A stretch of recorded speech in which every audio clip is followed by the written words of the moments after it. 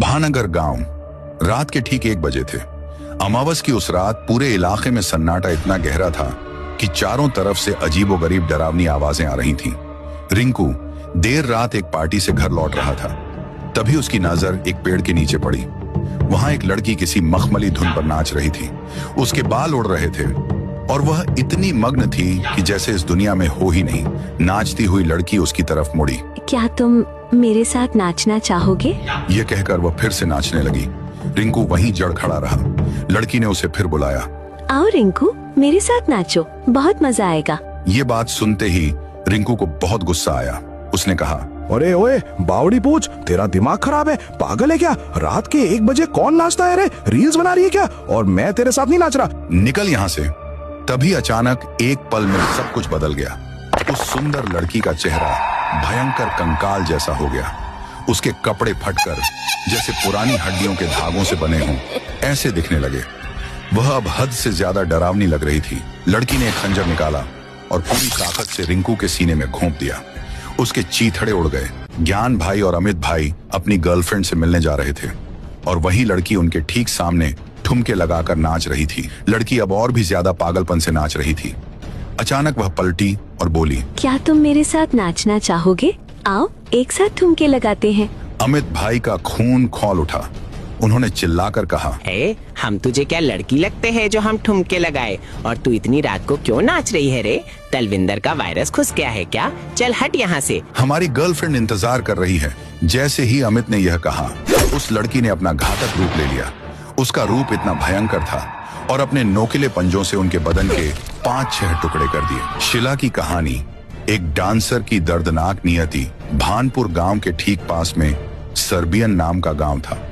शिला जो कि डांसर थी, अमीर घर की होने के कारण हमेशा से उसके माता पिता उसके डांसर होने के खिलाफ थे।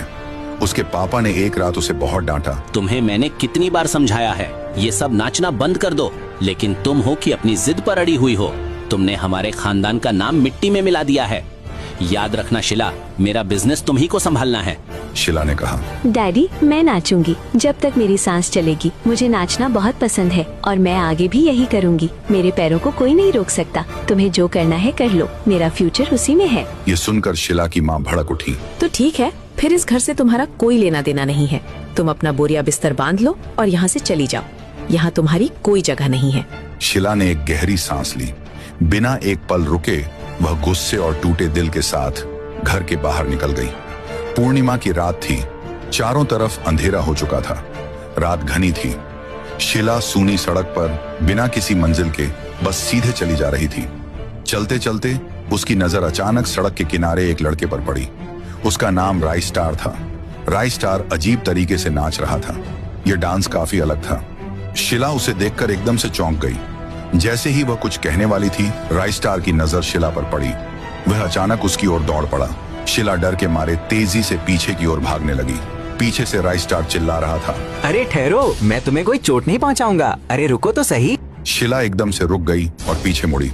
राई स्टार ने कहा, अरे डरो मत, मैं तो बस तुम्हें देखकर उत्सुक हो गया और तुम्हारा पीछा करने लगा। शिला ने उसे डांटते हुए कहा, ऐसा भी कोई पीछा करता है भला? तुम इतनी रात को यहाँ क्या कर रहे हो? बीच सड़क पर नाच रहे हो। ऐसा इतनी रात को कोई नाचता है भला? ऐसा तो कोई भी डर जाएगा ना। राई स्टार ने मुस्कुराकर पूछा, तुम मेरी छोड़ो, अपनी बताओ। तुम्हें सुनी सड़क से किधर जा रही हो, बताओ अब। शिला ने अपनी मजबूरी बताई। मैं अभी अभी घर छोड़कर आ रही हूँ, इसलिए ऐसे ही सोने की जगह ढूंढते जा रही थी। शिला ने राई स्टार से दोस्ती कर ली। डांस उन दोनों को एक पल में जोड़ दिया था। राई स्टार ने सुनाया, वैसे तो मैं स्ट्रीट डांसर हूँ। घर चलाने के लिए कभी चौराहे पर डांस करता हूँ। शिला यह सुनकर खुश हो गई। अरे वाह, डांसर तो मैं भी हूँ। मैं भी काफी अच्छा डांस कर लेती हूँ। और फिर उस रात के बाद दोनों ने मिलकर अपना नया सफर शुरू किया। वे आपस में काफी घुल मिल गए और हर रास्ते या चौराहे पर उन्होंने एक अजीब किस्म का नया डांस करना शुरू कर दिया। जल्द ही इस बात की खबर शिला के माता पिता तक पहुंची। जैसे ही उन्हें पता चला, वह भड़क उठा। वह जोर से चिल्लाए, उस लड़की से हम उम्मीद ही क्या कर सकते हैं? हाथ से निकल गई है। लोग क्या सोचेंगे कि इतने बड़े बिल्डर की बेटी किसी छपरी के साथ आवारागर्दी कर रही है। शिला की माँ ने दिलासा देते हुए कहा, तुम फिक्र मत करो, मैं उन्हें देख लूंगी। वो दोनों तो 2 दिन के मेहमान हैं। तुम बिल्कुल टेंशन मत लो। तुम बस आम खाओ, गुठलियां मैं गिन लेती हूँ। माँ ने तुरंत अपने 2 गुंडे भाइयों को इस प्रेमी जोड़े का कत्ल करने के लिए भेज दिया। उसी रात राइस्टार और शिला गांव से दूर एक गार्डन में बैठे आपस में बात कर रहे थे। माहौल रोमांटिक था। राइस्टार ने प्यार से कहा, आज कितनी सुहानी रात है ना? इस चांद से भी ज्यादा खूबसूरत तुम नजर आ रही हो। शिला शर्मा गई। उसने उत्सुकता से पूछा, क्या कहा? सच में चांद से ज्यादा खूबसूरत लग रही हूँ? ठीक उसी पल शिला के दोनों गुंडे मामा वहां पहुंचे। उन्होंने राइस्टार और शिला को एक साथ देखा। चलो मेरे साथ डांस करो, आज मैं तुम्हारी फेवरेट डांस करके दिखाऊंगी। तुम्हें देखकर मजा आएगा और ये डांस मेरा भी फेवरेट है। ये कहकर दोनों सड़क पर एक साथ नाचने लगे। वे दोनों अपने डांस में पूरी तरह मग्न थे, दुनिया से बेखबर। उनके मामा उन्हें चुपचाप देख रहे थे। अचानक शिला के मामा ने अपनी खूंखार तलवार निकाली और आकर तलवार से वार किया। राइस्टार का सर धड़ से अलग हो गया। यह भयानक मंजर देखकर शिला वहीं बेहोश होकर नीचे गिर पड़ी। बेहोशी की हालत में शिला को उसके माता पिता घर ले आए। उसे जबरदस्ती एक कमरे में रस्सी से कसकर बांध दिया गया। राइस्टार के कत्ल का हादसा उसके दिमाग से निकल नहीं रहा था। रात के अंधेरे में शिला ने उसी रस्सी से उसने आत्महत्या कर ली। मरने से पहले उसने दीवार पर कोयले से लिखा, मेरी मौत का कारण मेरा परिवार है और कोई नहीं। उसके माता पिता ने समाज के डर और अपमान से बचने के लिए कोई विधि या रीति रिवाज नहीं निभाया। उसी रात चुपके से उन्होंने शिला को दफन कर दिया। शिला की माँ ने ठंडी सांस ली और कहा, क्या फायदा ऐसी बेटी का जो हर जगह आवारागर्दी करती हो? शिला के पापा ने कहा, ऐसी बेकार औलाद किसी को न मिले। इससे भला तो ये है कि उन्हें बिना औलाद के ही रखें। अच्छा खासा बिजनेस को संभालती, पर सिर्फ नाच गाना करती थी। शिला को गए कुछ दिन बीत चुके थे। आदित्य नाम का एक लड़का अपनी पत्नी श्वेता के साथ अपनी बाइक पर सवार होकर एक शादी अटेंड करने जा रहा था। अचानक बाइक के ठीक सामने शिला भूतिया रूप में आई और बाइक पर से उतरकर शिला के सामने आया। शिला ने प्यार से कहा, क्या तुम मेरे साथ नाचना चाहोगे? आओ एक साथ ठुमके लगाते हैं। आदित्य चिढ़ गया। उसे यह सब बकवास लगा। उसने कहा, अरे ओए, मेरा टाइम खोटी मत कर। पहले ही मेरा दिमाग खराब है और ये क्या लगा रखी है? मेरे साथ डांस कर। जा, नहीं कर रहा डांस। है कौन तू? जैसे ही उसने ये शब्द कहे, हवा में तैरती शिला की आत्मा ने अपना भयानक रूप ले लिया। अगले ही पल एक खंजर हवा में लहराया और सीधा आदित्य के पेट में घुस गया। आदित्य के चीथड़े उड़ गए। श्वेता वहीं दहशत से कांप उठी। उसने श्वेता को मजबूर किया। श्वेता को डर के मारे उस भयानक निशा के साथ सड़क पर नाचना पड़ा। उस रात के बाद निशा को सड़क पर नाचता हुआ देख जो भी इंसान उसके करीब बिना बताए या चुपके से जाता, वह उसका गला काट दिया करती थी। मामाओं का रहस्योद्घाटन और अंतिम बदला। दूसरी तरफ सर्बियन गांव में शिला के मामा लखन और बंटी ऐश की जिंदगी जी रहे थे। यह नहीं जानते थे कि शिला के क्रोध की भूख कितनी बढ़ चुकी है। एक रात दोनों शराब के नशे में थे। लखन ने हंसते हुए एक भयानक रहस्य खोला। पता है बंटी, मैंने सिर्फ शिला के बॉयफ्रेंड को ही नहीं मारा, मैंने उस रात शिला को ही मार दिया था। बंटी, अबे क्या बक रहा है बंटी? नशे में कुछ भी बोल रहा है। अरे शिला तो फांसी लेकर मरी थी ना। लखन ने हंसते हुए पूरी बात सुनाई। हुआ ये था कि मैं उसके कमरे में गया, वो कोने में रो रही थी, इसीलिए मैंने उसे डांटा। मैंने तुमसे कितनी बार कहा है कि तुम उस छिछोरे के साथ मत घूमो। पूरे सर्बिया में तुमने हमारे गांव का नाम डुबा दिया है। तुझे उसके साथ बहुत नाचना था, ले अब भुगत। उसके बाद उस साली ने कहा, तुम किससे पूछकर मेरे कमरे में आए? शर्म नहीं आई क्या? आप मेरे पिताजी की प्रॉपर्टी अपने नाम करने के लिए इतना सब कुछ किया है ना? ऐ कहकर उसने मुझे थप्पड़ जड़ दिया। फिर क्या मैं चुप रहता? मैंने कहा, ए तूने मुझे थप्पड़ कैसे मारा है रे? तुझे अपनी खूबसूरती पर बहुत घमंड है ना? रुक बताता हूँ। बोलकर मैं उसके बदन पर चढ़ गया। मुझे छोड़ो, बचाओ। उसके साथ ऐसा सब करने के बाद मैंने उसका जोर से गला पकड़कर दबाया और फिर वो मर जाने के बाद उसे फांसी के फंदे पर टांग दिया ताकि सबको लगे कि इसने आत्महत्या कर ली है। और सारी प्रॉपर्टीज भी इसी के नाम थी। ये हुई ना बात। तुमने जो भी किया बिल्कुल सही किया। उस लड़के की क्या औकात जो हमसे टकराए? जो भी हमसे टकराएगा उसे हम तबाह कर देंगे। वहीं दूसरी तरफ राइस्टार का बड़ा भाई राजतारा अपने छोटे भाई के हत्यारों की कंप्लेंट लेकर पुलिस स्टेशन में गुस्से से भरा हुआ था। राजतारा गुस्से से पुलिस को डांटा, मेरे छोटे भाई को मार दिया है। पुलिस कंप्लेंट किए हुए कितने दिन हो गए और आप सब हैं कि हाथ पर हाथ धरे बैठे हैं। देखिए सर, इस हफ्ते मेरे भाई की कोई खबर आनी चाहिए, वरना मेरे से बुरा कोई नहीं है। पुलिस ने टालने की कोशिश की और कहा, कोई चोरी की होगी और किसी ने मार दिया होगा। सर, अभी चोरों का कत्ल करना अब आम हो चुका है। मैं फिर भी किसी न किसी को ढूंढता हूँ। राजतारा और पुलिस दोनों बात कर ही रहे थे कि पुलिस स्टेशन के नीचे एक लड़की उन्हें नाचते हुए दिखाई दी। वह खुद शिला की आत्मा थी जो लगातार सड़क पर नाच रही थी। पुलिस वाला ललचाया और बोला, जरूर हमसे कुछ चाहती है, इसीलिए इतनी रात नाच रही है। चलो चलकर देखते हैं। ऐसी छमियां कभी कभार ही देखने मिलती हैं सर। राजतारा ने नाराजगी दिखाई और कहा, आप जाइए वहाँ, मेरा क्या काम। मैं तो पहले से ही परेशान हूँ और तुम्हें भी मेरी कंप्लेंट की नहीं बल्कि उस छन्या की पड़ी है। जाइए, तुम ही जाइए, कब सुधरेंगे। पुलिस वाला तुरंत सीढ़ियों से नीचे उतरकर लड़की के पास चला गया।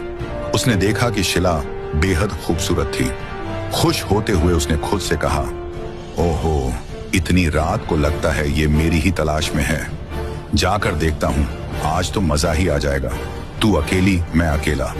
जैसे ही वह पास पहुंचा, शिला ने नाचते नाचते ही अपना खतरनाक वाला रूप धारण कर लिया जो बेहद भयंकर था। उसने अपने खूनी पंजों से पुलिस वाले का सर ही धड़ से अलग कर दिया। पुलिस वाले की भयानक चीख उस रात के सन्नाटे को चीरते हुए हवा में गूंज गई। पुलिस वाले की दर्दनाक चीख अभी भी हवा में गूंज रही थी। पुलिस स्टेशन के अंदर राजतारा दहशत में था। उसने तुरंत सीढ़ियों से नीचे जाकर देखा। पुलिस वाले का धड़ से अलग हुआ सिर जमीन पर पड़ा था और वही खूबसूरत लड़की शिला। राजतारा हैरान होते हुए कांपती आवाज में बोला, तुम जिंदा हो? मुझे तो ये खबर मिली थी कि तुमने सुसाइड कर लिया। और तुम ये सब क्या कर रही हो? शिला की आंखों से खून के आंसू बहने लगे। वह फूट फूट कर रोने लगी। उसके अंदर का दर्द बाहर आ रहा था। राजतारा और ज्यादा कंफ्यूज हो गया। उसने कहा, मैं कुछ समझ नहीं पा रहा हूँ। तुम रो क्यों रही हो? तुम मुझे कुछ बताना चाहती हो तो बता दो।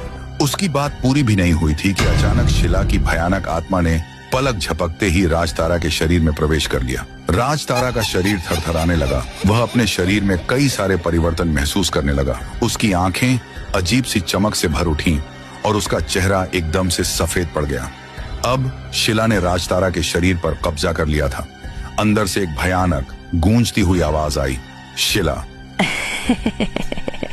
मैं अपना बदला जरूर लूंगी। उन दोनों को कहीं का नहीं छोड़ूंगी। मैं उन्हें मार डालूंगी, उन्हें कच्चा चबा जाऊंगी। हा हा हा। शिला की आत्मा ने अब राजतारा के शरीर को लेकर सीधे उसके मामाओं के घर का दरवाजा खटखटाया। अंदर लखन और बंटी सुकून से सो रहे थे, अपनी क्रूरता के अंजाम से बेखबर। दरवाजे की आवाज सुनकर दोनों उठे। अरे यार बंटी, इतनी रात को कौन है ले दरवाजे पर? पूरा नींद खराब कर दिया। लखन ने टोकते हुए कहा, अबे लखन, जाके देखें तो पता चलेगा कौन है। तो रुक, मैं अभी जाके देख के आता हूँ। लखन सीढ़ियां चढ़कर नीचे आया। उसने राजतारा को देखा जिसका चेहरा अभी सामान्य दिख रहा था। लखन गुस्से में बोला, क्या रे, क्या चाहिए तुझे इतनी रात को? क्यों खामखा परेशान कर रहा है? पता, वरना कच्चा चबा जाऊंगा। राजतारा ने राइस्टार की एक तस्वीर निकाली और कहा, ये मेरा भाई है, क्या आपने इसे देखा है? लखन ने उस तस्वीर को देखा और तुरंत समझ गया कि यह वही लड़का है जिसे उन्होंने मार डाला था। अरे तुम क्या सोच रहे हैं? आप बताइए ना, कभी आपने इसे देखा है कि? लखन ने भारी आवाज में झूठ बोला, अब हम नहीं जानते इसे। और तुम्हें हमारा पता किसने दिया? चले जाओ यहाँ से, निकलो। लखन के मुंह से झूठ निकलते ही राजतारा का चेहरा अचानक और भयंकर रूप से बदल गया। आंखें जल उठी। पलक झपकते ही राजतारा ने अपने खतरनाक पंजों से लखन का सर ही उखाड़ दिया। नहीं, रुको! क्या कर दिया? उसे क्यों मार दिया? तुम कौन हो? बताओ। राजतारा के अंदर बैठी शिला की क्रोधित आत्मा ने जवाब दिया, मैंने आपका क्या बिगाड़ा था? हम बस एक दूसरे से प्यार ही तो करते थे, लेकिन पैसे और प्रॉपर्टी के लालच में आप दोनों ने हमें मार दिया। अब तू भी मरेगा। राजतारा ने भयानक तेजी से बंटी को पकड़ा और उसे छत की मुंडेर से उल्टा लटका दिया। बंटी गिड़गिड़ाता रहा, जान की भीख मांगता रहा, लेकिन प्रतिशोध में अंधी हो चुकी आत्मा ने कोई दया नहीं दिखाई और उसे छोड़ दिया। वह जोर से चिल्लाते हुए सीधे नीचे जाकर गिरा। बदला पूरा हो चुका था। राजतारा, जिसमें अब शिला की आत्मा थी, लाशों के सामने खुशी से और बहुत देर तक नाच किया। यह उसके जीवन का अंतिम, खूनी और सबसे ज्यादा आजाद डांस था। तब से लेकर आज तक जब भी कोई शिला को रोड या सोसाइटी में डांस करते हुए देखा है, वो जरूर मारा गया है।